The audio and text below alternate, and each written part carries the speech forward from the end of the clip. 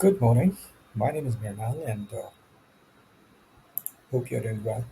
Want to talk to you about this article on LinkedIn. I wrote this article a couple of days back, and this is in response to one of the job advertisements that they had about an OD position, right? The part of that reflection will be there in the snapshot that is down below. What exactly I'm trying to tell is here is that Biocon and Biocon Biologics have experiences of working with Biocon Biologics as their consultant, doing some project in learning and development, designing their competency-led framework for leadership development, which is generic in nature and not necessarily on the technical side of it. So I did the 6 months project and submitted my report up there. Good experience for that matter. But what exactly I learned observing organization, talking to different leaders, working with HR people, and seeing as to what exactly is very evident and those things which are not very evident, and they form part of uh, one word which is called organization culture.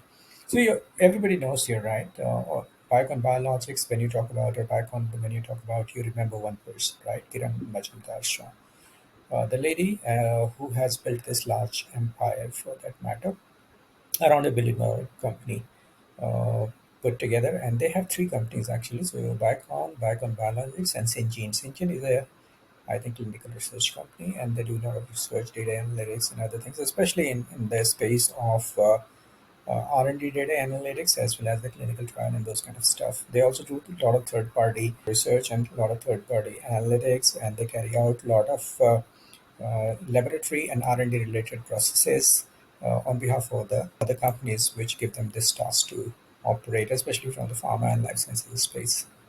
All right, so coming back to this topic for that matter, what I'm talking about here is that I was trying to apply to one position, and what caught my attention was that I have no problem with the job description, right? It talks about organizational change, bringing in those kind of structure into organizations, some diagnostics, but when I tried applying this on LinkedIn, and this position is still available on LinkedIn, so you'll be able to find. So this is for Biocam. The first question that it asks is, please confirm if you are okay with on-site role at ECT Phase 1. Now this position was advertised for Bangalore, but I don't know what makes the recruiter ask this question, right? Especially ECT Phase 1 for that matter, right? Suppose people are applying from Mumbai or other cities, they don't know about Bangalore demographics for that matter.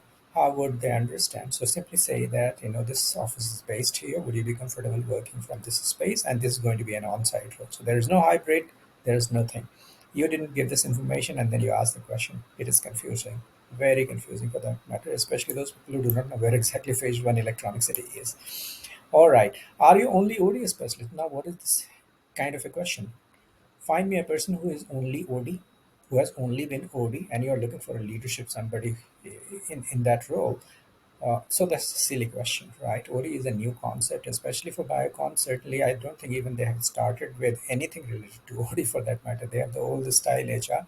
People are there, all from Bengali community. That is also something very communal in nature. Mostly leadership position has been hogged by them, and that's very unfortunate. Please, just because the founder is a Bengali, you shouldn't be doing this, and this is pretty racial in nature, right? Very dirty, ugly practice for that matter, but that goes on.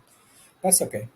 Now this question has no significance because they have the people, a lot of people who are titling themselves on LinkedIn as somebody who is doing DEIB, right? Ask them, are you only DEIB?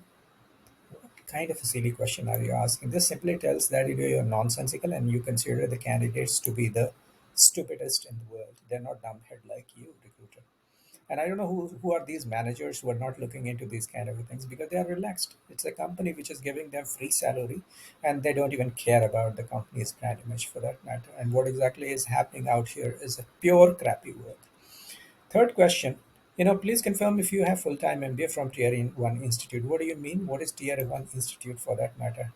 Can you elaborate and explain? How many of your people are Tier 1 in HR or leadership role for that matter? So don't try to ask the silliest of the questions, right? Now there's a mid-senior level, all these things it is giving you. This is I actually applied for it just to prove a point that hey, I'm applying and I'm still. So these are the questions which are there. Now what exactly I'm asking is I have already spoken to you, right? So what my experience has been that I found that this company actually has a lot of people in HR 10, 11, 20 years, right? and their head of HR or CHRO, I've heard him.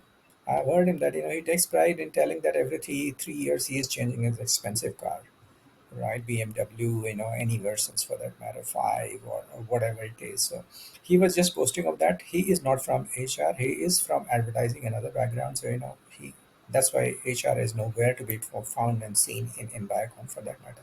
Whatever they are managing in terms of the HR is only very ancient pedestrian practices, right? And Bengalis have the ability to tell you something which is very normal and very kind of ordinary in a way that, oh my god, I'm doing something which is supernatural in nature, this kind of a thing. All right. So here are the questions, right? I mean, I don't know why exactly they're not looking at all this, right? So when I put this article some time back on LinkedIn, I actually tagged one of the ladies out there who is the senior vice president of HR, right? So if I take you there to my post for that matter, and I'll be able to tell you now. This lady, let me just tell you, take you to this post and then find it out for you. Hang in there. So think about these companies who are communal in nature. Looks like Bengalis and Malayalis, for that matter. At least I have found that they need to correct it for themselves, and the spare organizations because they have hijacked the talent agenda. For that matter, it is all communal in nature. They are hiring their own people. Decisions are made in churches on who hires whom and where they are hired.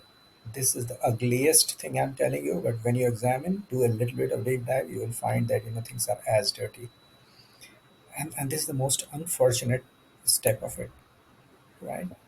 So coming back, all right, so you see here that I had tagged this article, and I found that this lady is from my MBA college, right? Joyita Chatterjee, right? So Joyita Chatterjee need your attention. I don't think he even looked at this kind of post, right? She has not even looked at it. She is there. You see here what kind of background she carried, right? See, 8 different companies. He passed out in 1994 after moving the house.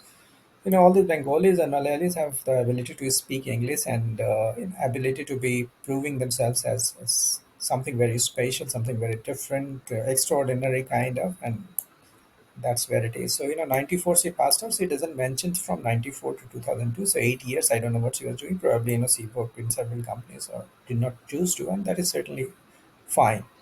So 2 years, 3 months, 3 years, 9 months. Then she went to Jubilant. Yeah, life sciences. Life sciences, OLX group for some time. Oh yeah, I remember this lady. Now I remember. I think she went there for a very short time. 2000 OLX event. Yeah, yeah. And I think she was damn humiliated up there, and then she had to leave without a job, I guess. I know the background. I am not going to tell you a lot more details on this, but you see here the gap, August to December, right? Then she went to Punch Lloyd. Then she went to Future People Officer, Chief People Officer in Future Group. Oh my God! And then she finally, after August 2021, September, she joins here as the Vice President of HR. And Biocon HR will always welcome you if you are a Bengali, for that matter. This is very unfortunate. Now let's go back to what exactly she has been doing. Right now, try to find out what kind of a person she is, what she does. Right. So look at the post that she has. Now this is the post that she has shared on LinkedIn and 3 hours back. Right now, what she is trying to do: continuous opportunities to upskill yourself at the rate hashtag Biocon. She doesn't even know how to tag her company. She is using at the rate also and hashtag also. You can now understand what she does and what capabilities she might have. These are the extremely lucky people who are very ordinary in nature just because of their connects and their previous companies and the kind of colleges that they have been to. They are taking advantage of super advantage of all this thing. So this is very unfortunate. I want to tell you about this, and let's see. I'm even going to put this on YouTube on my channel just to find it out that can we get rid of this kind of a elitist mindset of people who have kind of usurped the talent agenda, for that matter, who have created coterie, their comfort zone, and these companies hardly care about it because HR is a function which is a cost sucking function, right? So it doesn't care about all the decisions related to people are made by the senior leadership up there. HR is just a paper pusher, for that matter. So they are basically a medium to get things done. At best, you can call them, in all purposes, I can tell you, there is nothing super exciting in Asia. HR that these people are allowed to do because they don't have the personality, they don't have that kind of a capacity to stand as an independent HR leader who thinks about organization culture, talent trajectory, and market positioning and finding and identifying the fast track and other things within the organization. They don't have that agenda. They will always take pride in telling you that they have been on this vacation and then they have bought this expensive car and that expensive car, and nobody will really push them out of the job because they are in their motherland, right? Mother is a Bengali and the Lord is Bengali and the company is Bengali dominated for that matter. So why will they worry about it? And then they keep those people around them only, even if they're not Bengalis for that matter, who are just good at sucking up. Now this is the kind of thing I wish it changes, but somebody has to talk about it. I thought I should be talking about it. So thank you and talk to you soon. Bye bye.